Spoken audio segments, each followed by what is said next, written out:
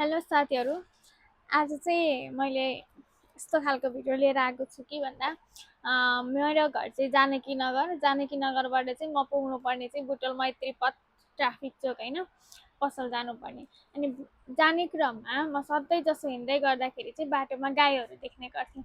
अनि आज चाहिँ यसो घरबाट पसल पुग्दै गर्दाखेरि चाहिँ कतिवटा गाई भेटिँदो रहेछ त बाटोमा भनेर भिडियो बनाएको छु। अन्तिम एउटा दुईटा गाई, अनि यता गएर पनि छ है, यहाँ पुगिरहेको छ 3 नम्बर गाई, 4औं नम्बरको गाई जैकोटी आइपुग्दासम्म।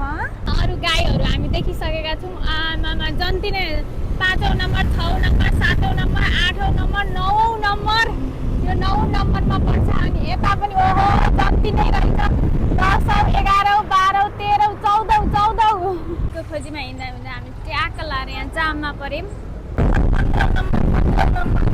15औं नम्बर, 16औं नम्बर है, चौडा आउँदैसम्म त्यही फर्केर हेरेँ है। यो 17औं नम्बर है, 18औं नम्बर है, 19 नम्बर है, 20, 21औं नम्बर है। यहाँ दुईटा छ, 21 चाहिँ एकै ठाउँ। त्यहाँ 22औं नम्बर है।